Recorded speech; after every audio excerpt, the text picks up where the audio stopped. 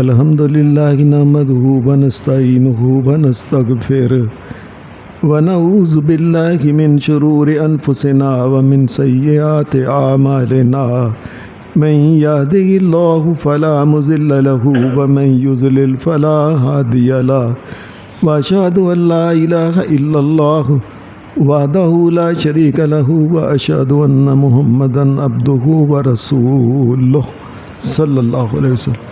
اما بعد فإن خیر الحدیث کتاب اللہ وخیر الہدی ہدی محمد صلی اللہ علیہ وسلم بشر الامور محدثاتها وکل محدثۃ بدعہ وکل بدعۃ ضلالہ وکل ضلالۃ فی النار.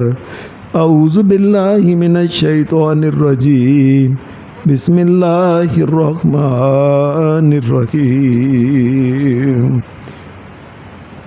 یا ایہا الذین آمنوا قوا انفسکم واہلیکم نارا وقودها الناس والحجارہ علیہا ملائکۃ غلاظ شداد لا یعصون اللہ ما امرکم وَيَفْعَلُونَ مَا يُؤْمَرُونَ. حضرات، میں نے آپ کے سامنے اللہ کی توفیق سے 28واں سپارہ سورہ التحریم کی جو ایک آیت پڑھی ہے، اس آیہ مبارکہ میں اللہ تبارک و تعالیٰ نے یہ بات فرمائی ہے: اے مومنو، اے اہل ایمان، اپنے آپ کو بھی جہنم سے بچاؤ، اپنے گھر والوں کو بھی بچاؤ. شریعت یہ سمجھتی ہے کہ یہ جو طریقہ کار ہے نا، ایک بندہ بڑا نیک ہے، نمازی ہے، پارسا ہے، ذکر کرنے والا ہے، قرآن پڑھنے والا ہے، تہجد پڑھنے والا ہے، صدقہ خیرات کرنے والا ہے، یہ نہ ہو کہ وہ اکیلا یہ کام کرے، بلکہ اس کو چاہیے کہ اپنی بیوی، اپنی بیٹیوں، اپنے بچے جو ہیں ان کو بھی اس طرف لگائے. اس کو چاہیے اسے کہے کہ تم بھی نیک کام کرو، تم بھی رات کو اٹھو، کچھ پڑھ لیا کرو، اپنے بچوں کو بھی دین کی طرف لگائے. ورنہ یہ قرآن مجید نے یہ بات کہی ہے کہ یاد رکھنا آگے ایک ایسی جہنم انتظار کر رہی ہے جس کے اوپر جو فرشتے ہیں بڑے سخت دل ہیں. سخت دل کا مطلب یہ ہے کہ اگر کوئی جہنمی اگر ان فرشتوں کو کہے یار مجھے نہ مار، میرے اوپر رحم کر، وہ فرشتہ رحم نہیں کرے گا.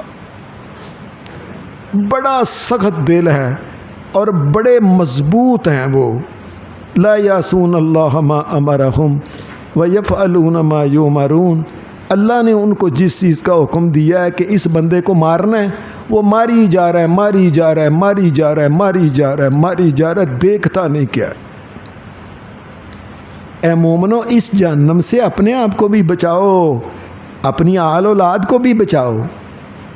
یہ شریعت کی وہ چیزیں جو خاص کر کے ایک خامند کے ذمہ ہیں، ان چیزوں میں سے ایک ضروری اور بنیادی چیز یہ ہے کہ ایک خامند کو چاہیے کہ اپنی اولاد کو، اپنی بیوی اور بچوں کو، بیٹیوں کو خاص کر کے یہ جہنم سے بچائے.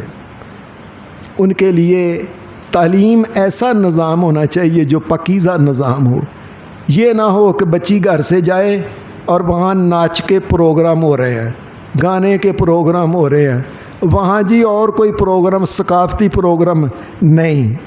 مومنوں، اپنی بیٹیوں کو، اپنی بچوں کو، اپنی بیوی کو، اپنے بیٹوں کو بچا کے رکھو. ان کا نظام تعلیم دیکھو کیسا ہے، اللہ کی شریعت کے مطابق پاکیزہ ہے، ان کا ماحول پاکیزہ ہے تاکہ وہ برائی کی طرف نہ چلے جائیں. وجہ کیا ہے؟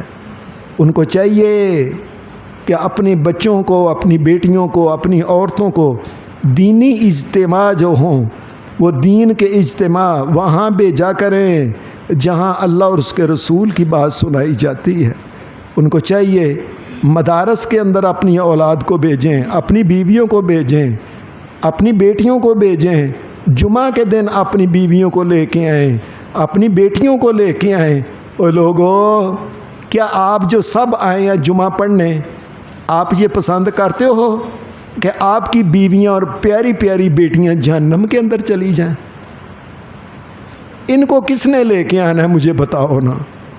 ان کو کس نے بتانا ہے کہ حق کیا ہے، سچ کیا ہے، خدا کیا ہے، رسول کیا ہے، گناہ کیا ہے، کون کون سی چیز جہنم کے اندر لے جاتی ہے اور کون کون سی چیز جنت کے اندر لے کے جاتی ہے؟ اور یہ کس نے بتانا ہے؟ جب مردوں نے چپ کر کے نہا دھو کے کپڑے پا کے آ جانا ہے، قیامت کے دن یاد رکھنا ایک مرد کو اس بات کی پوچھ گچھ ہونی ہے کہ تم نے اپنی بیوی کو، اپنی بیٹیوں کو، اپنے بیٹوں کو دین کی تعلیم دی تھی کہ نہیں؟ خود جنت کی طرف آ رہا تھا، لیکن کیا اپنی بیٹیوں کو، بیویوں کو بھی، اپنی بچیوں کو، اپنے بیٹوں کو جہنم سے بچایا کہ نہیں بچایا؟ شریعت یہ کہتی ہے اگر ایک مرد کو تعلیم دیں تو ایک مرد کی تعلیم ہوتی ہے، ایک عورت کو اگر تعلیم دیں تو وہ پورے معاشرے کی ہوتی ہے۔ مردوں نے تو کام پہ چلا جانا ہوتا ہے، روز کوئی نوکری پہ گیا ہے، کوئی کام پہ گیا ہے، بعد میں گھر کے اندر بیٹیاں کیا کرتی ہیں، بیٹے کیا کرتے ہیں، کون سی باتیں کرتے ہیں، کیا ان کے شغل ہیں، یہ تمام چیزیں تو ایک ماں دیکھتی ہے نا گھر میں کیا ہوتا ہے۔ اس لیے ایک ماں جو ہے اس کو چاہیے کہ وہ اپنی اولاد کو، اور سب سے پہلے خامد کو چاہیے کہ اپنی بیوی ایسی ہونی چاہیے جو دیندار ہونی چاہیے۔ یہ بات یاد رکھنا۔ ہمارے یہاں شریعت یہ کہتی ہے کہ نبی اکرم صلی اللہ علیہ وسلم نے عورت کے لیے کیا کیا؟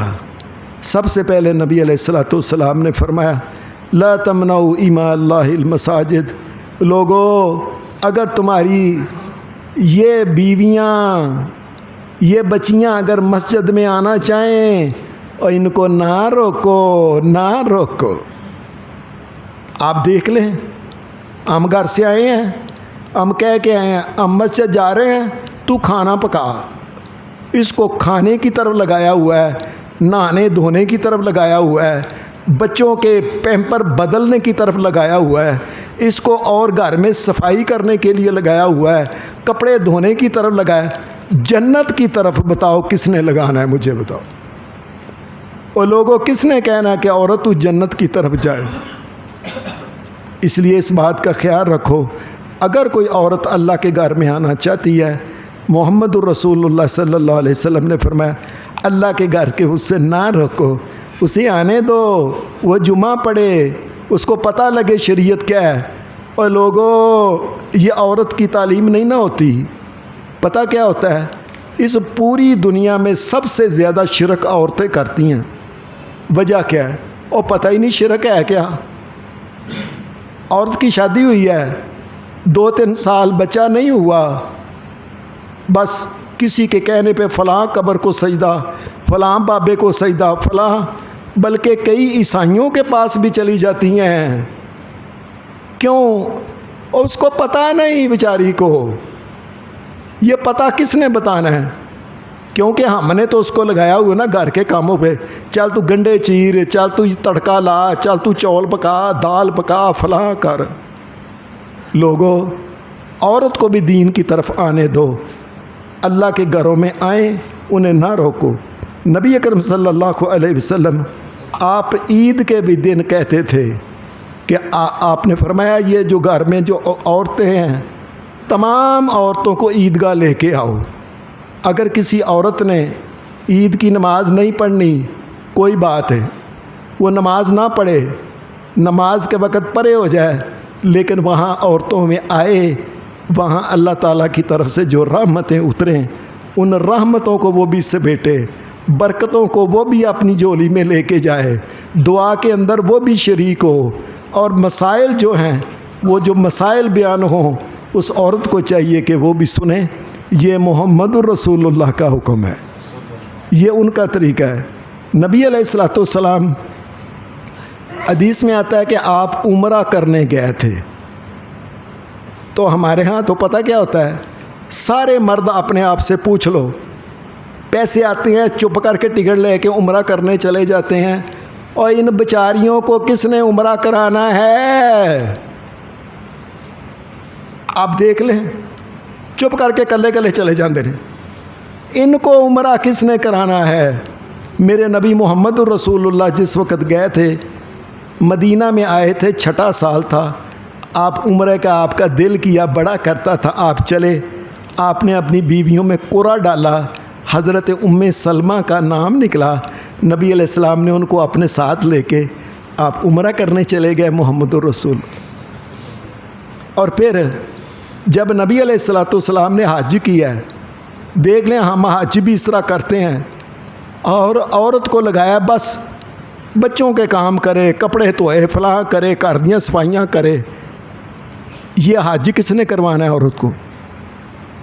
نبی اکرم صلی اللہ علیہ وسلم۔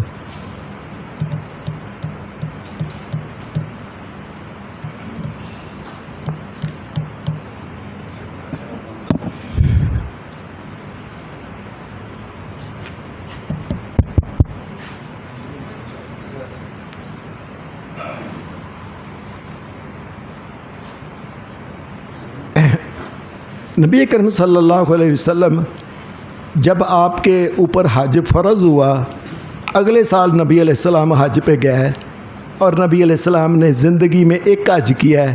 اس کے بعد آپ حج کر کے مدینہ شریف آئے، 85 یا 86 دن کے بعد محمد الرسول اللہ وفات پا گئے۔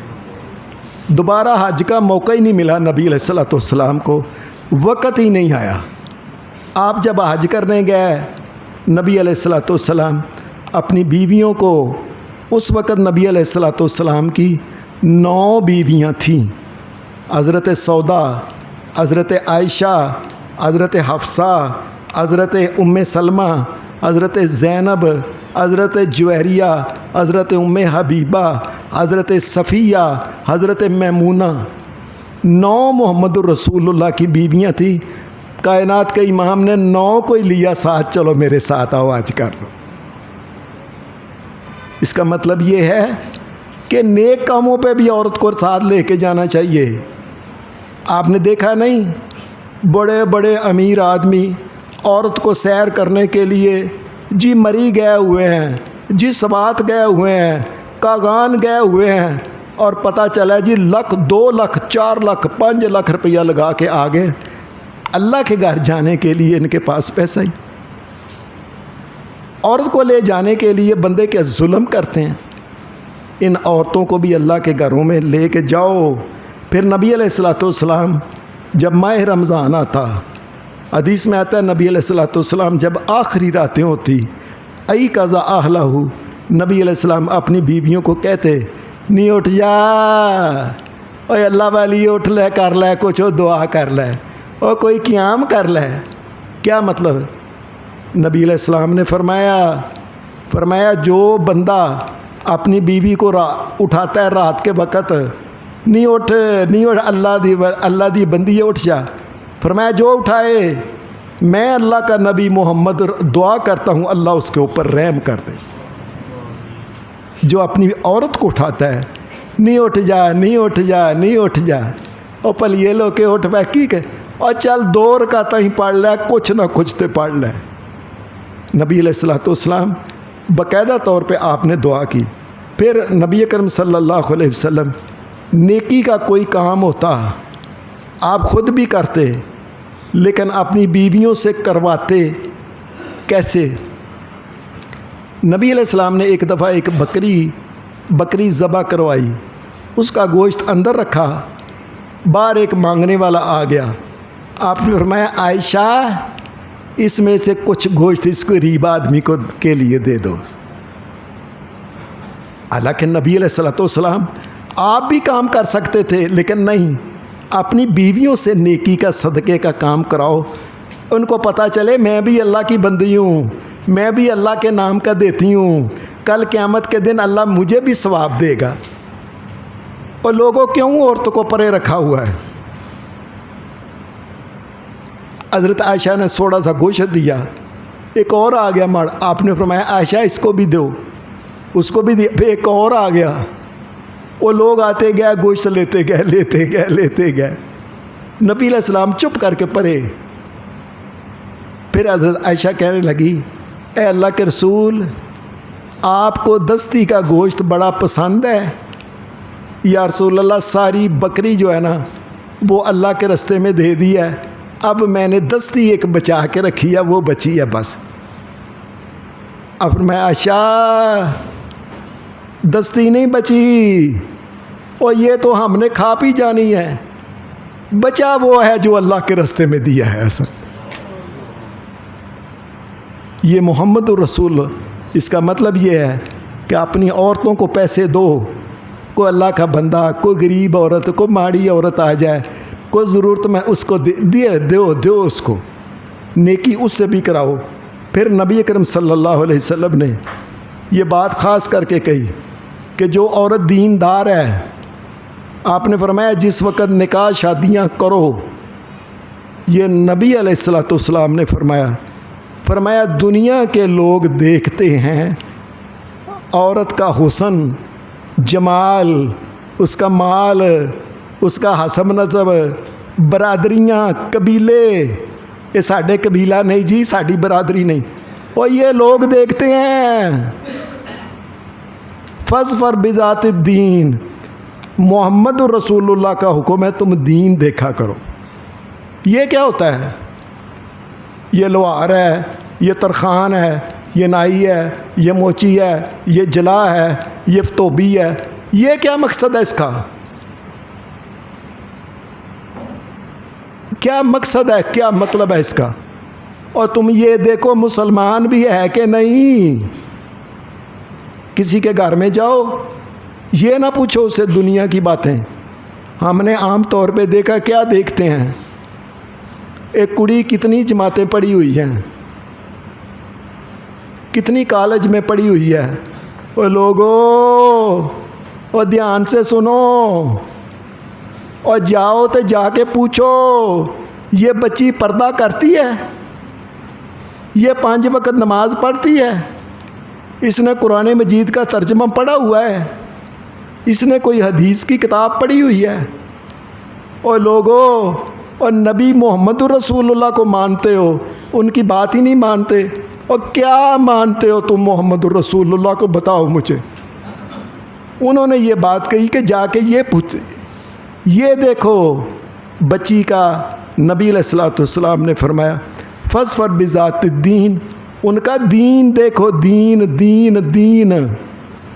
فرمایا یہ دنیا کے لوگ دیکھتے ہیں, اس کی برادری, اس کا قبیلہ, اس کا فلانا, اس کا فلانا, اس کا فلانا. یہ محمد الرسول اللہ کی سنت کے خلاف. پھر نبی اکرم صلی اللہ علیہ وسلم نے عورتوں کے لیے, حدیث میں آتا ہے کہ آپ نے ایک الگ ٹائم رکھا, ایک دن الگ, کہ فلاں گھر کے اندر عورتیں جمع ہو جائیں. نبی علیہ السلام جاتے, کائنات کا امام محمد الرسول اللہ صلی اللہ علیہ وسلم, آپ جاتے. نبی علیہ السلام کا مقام امت کی تمام عورتوں کے لیے ایک باپ کی طرح ہے. نبی علیہ السلام وہاں جاتے, ان کو مسائل کوئی ہوتا, مسائل سمجھاتے, درس دیتے, شریعت کی باتیں ہو, کوئی معاملات محمد الرسول اللہ ان کے لیے الگ دن رکھا ہوا تھا. محمد الرسول اللہ نے ان کے لیے. یہ حساب لگا لیں کیا مقصد ہے. مقصد یہ ہے کہ جو عورتیں ہیں یہ بے دین نہ مر جائیں, اور یہ جہنم میں نہ چلی جائیں, اور ان کو بھی پتہ چلے شرک کیا ہے, کفر کیا ہے, ایمان کیا ہے, حق کیا ہے, سچ کیا ہے, حقیقت کیا ہے. تمام باتوں کا پتہ اسے پتہ ہونا چاہیے تاکہ یہ بھی جہنم سے بچ جائے. پھر قربانی کے دن آ رہے ہیں, الحمدللہ اللہ خیر کے ساتھ لے کے آئے اور خیر کے ساتھ جائے. قربانی کے سلسلے میں نبی علیہ السلام نے پھر آپ نے فرمایا پورے ایک گھر کی طرف سے, اللہ کی شریعت یہ ہے, پورے ایک گھر کی طرف سے ایک قربانی کافی ہے. کیا مطلب؟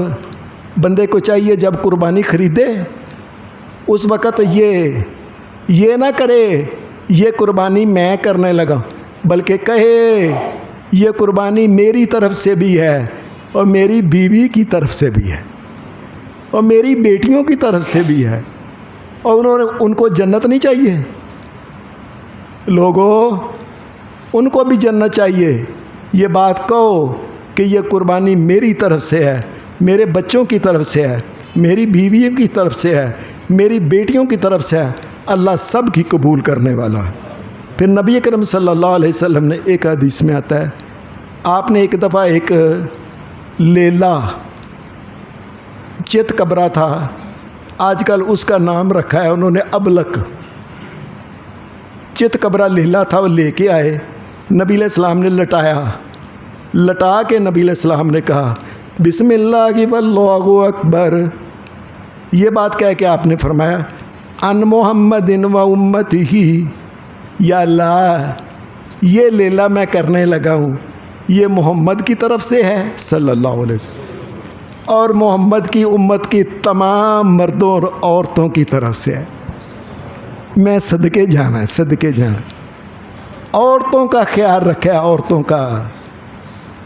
آپ نے نہیں دیکھا ایک عورت ایک گھر میں آتی ہے، نانی بن جاتی ہے، دادی بن جاتی ہے، کبھی دادے نو خیال نہیں آیا کہ ایک لیلا کدی بیچاری انہوں بھی کر رہے وہ واسطے، نانی دے نام دا نہیں، دادی دے نام دا نہیں، کرنا ہی نہیں کدی، اینو مرن دیو جہنم میں چلی جائے۔ کائنات کے امام محمد رسول اللہ نے کہا یا اللہ میری امت کے تمام لوگوں کی طرف سے ہے، جو توحید پرست ہیں ان کے لیے ہے۔ نبی اکرم صلی اللہ علیہ وسلم نے پھر عورت کو اور شامل کرنے کے لیے، حدیث میں آتا ہے حضرت عائشہ کہتی ہیں کہ میں نبی علیہ الصلوۃ والسلام کے قربانی کے جانوروں کے لیے میں ان کی گانیاں بناتی تھی، گانیاں بنا کے جانور کو پہناتی تھی۔ یاد رکھو یہ بھی سنت ہے کہ جانوروں کو اچھی اچھی گانیاں پہنائی جائیں، ان کو ہار پہناؤ لیکن ٹلیاں نہیں، ٹلی نہیں، چانجنا نہیں۔ اور لوگوں تمہیں آج سمجھ نہیں آتی، یہ چانجنا یہ ناچنے والے لوگوں کا کام ہے، وہ کنجر لوگوں کا کام ہے، یہ لیلا اللہ کے لیے، یہ لیلا کنجر نہیں۔ اس لیے جانوروں کو کسی قسم کی بھی اس کو چانجریں پہنانی یہ حرام ہے۔ پھر نبی علیہ الصلوۃ والسلام کے دور میں حدیث میں آتا ہے کہ عید سے کچھ دیر پہلے، کوئی مہینہ، کوئی ڈیڑھ مہینہ، کوئی 2 مہینے پہلے جانور لے کے آتے تھے، اس کو موٹا کرتے تھے، موٹا، اور گھر والوں کو لوگ کہتے تھے، اور آج بھی کہنا چاہیے یہ لیلا لیا ہوا ہے، اپنی گھر والی کو شریک کرو، اور گھر والی یہ چل اٹھ گتابا بنا کے لیلے نو پا، چل اٹھ پٹھے پا، پٹھے پا، چارہ ڈال اس کو پتہ لگے میں مسلمان ہوں، ہمارے دین کے اندر قربانی کرتے ہیں۔ اور صحابہ کہتے ہیں ہم سارے مدینے کے لوگ جو تھے نا جانور پالا کرتے تھے، اور گال والے ایسے ہی کرتے تھے، عورتوں کو شریک کرتے تھے۔ پھر نبی علیہ الصلوۃ والسلام نے فرمایا جس کا ارادہ ہو قربانی کرنے کا جس کا ارادہ ہو، اور ماہ ذی الحج اس کا چاند نظر آ جائے، اس کو چاہیے اپنے ناخن اور اپنے بال یہ نہ کٹوائے، نہ چھوٹے کرے، نہ منڈوائے، ان کو یہ نہ منڈوائے۔ یاد رکھیں، دھیان سے سمجھ لیں، یہ بالوں کو کٹوانا، منڈوانا، ناخن کا کٹوانا، منڈوانا، اس میں گھر کے بچے اور عورتیں بھی شامل ہیں۔ یاد رکھو سارے بچوں کے ناخن جو ہیں یہ نہ کٹواؤ، بال نہ کٹواؤ۔ عورتوں کو بھی کہہ دو کہ تم مسلمان ہو، یہ لیلا یہ جانور تمہاری طرف سے بھی ہے، یہ محمد الرسول اللہ کا حکم ہے صلی اللہ علیہ وسلم۔ پھر حدیث میں آتا ہے کہ نبی علیہ الصلوۃ والسلام کئی دفعہ ایسا ہوا، کئی دفعہ، حدیث کے الفاظ ذرا سن لیں، काना रसूलुल्लाह सल्लल्लाहु अलैहि वसल्लम युज़खी बिशातिल वाहिदा अन जमीए अहलिही। नबी अलैहिस्सलाम कई दफ़ा सारे घर वाले 9 बीवियाँ, 9 बीवियाँ और एक मोहम्मद रसूलुल्लाह 10, आप 10 लोगों की तरफ से एक बकरी भी ज़बह किया करते थे कभी कभी ईद के मौके पे। इसका मतलब क्या है? और एक बकरी बेशक मिले, अपनी बीवी को शरीक करो। ये ना करो कि ये मेरे लिए, ये उसके लिए, भाई सारे घर वालों के लिए है। नबी अकरम सल्लल्लाहु अलैहि वसल्लम ने जब हज किया था, सुन लो, हाजी के ऊपर हज की कुर्बानी अलग होती है और ईद की कुर्बानी अलग होती है। जो हम जाते हैं ना पाकिस्तान से, तो हम समझते हैं कि वहाँ मैंने कुर्बानी के पैसे जमा करा दिए हैं, और भाई वो हज की कुर्बानी है, ईद की कुर्बानी अलग है। और नबी अलैहिस्सलाम ने हज की कुर्बानी की थी 100 ऊँट, 100 ऊँट मोहम्मद रसूलुल्लाह ने। आप क्या करते थे? ऊँट आगे आता, नबी अलैहिस्सलाम ऐसे उसको मार के,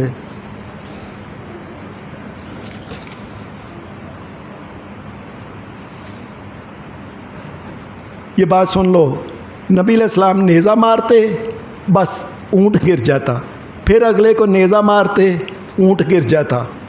63 ऊँट मोहम्मद रसूलुल्लाह ने उनको नेज़ा मारा। बाकी के जो ऊँट थे ना, बाकी के जो 37 ऊँट थे, वो हज़रत अली रज़ी अल्लाह ताला अन्हु ने उनको नेज़ा मारा।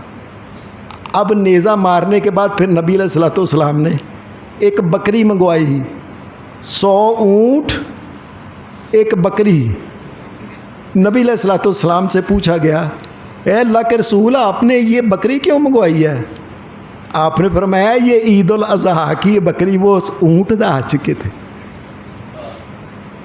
ऊँट हज के थे, ये बकरी मंगवाई है मैंने, ये इसलिए कि ईद है, ईद, ये ईद उल अज़हा के मौके पर जो करते हैं ये वो है।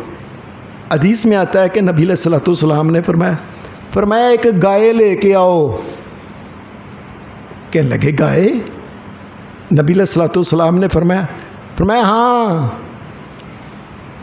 एक गाय क्यों? फरमाया मेरी 9 बीवियाँ आई हुई हैं, एक गाय मैं अपनी बीवियों की तरफ से करता हूँ। क्या मतलब है? और नेकी के कामों में बीवियों को शरीक करो और उन्हें जहन्नम में ना जाने दो और उनका भी कुछ ख्याल करो। बल्कि हदीस के अंदर आता है, नबी अकरम सल्लल्लाहु अलैहि वसल्लम आपने एक दफ़ा एक लेला लिया, कजला आपने लटाया, आपने फरमाया आयशा छुरी लेके आ।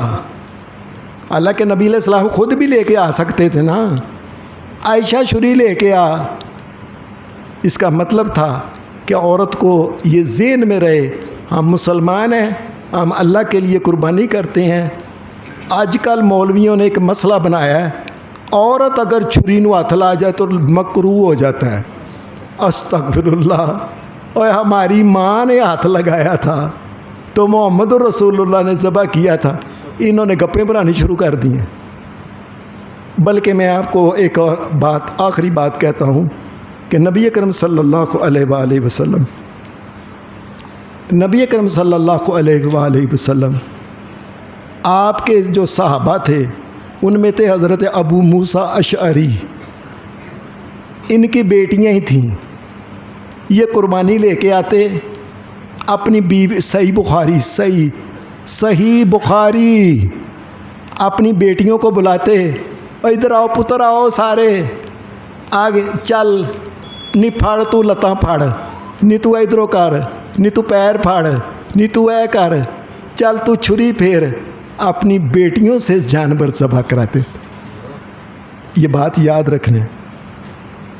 ये एक भाई ने मसला पूछा है कि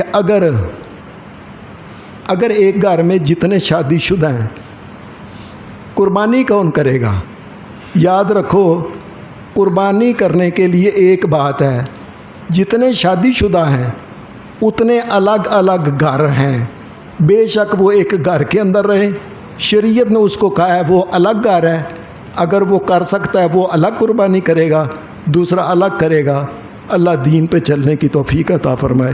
وصلی اللہ علی النبی وآخر۔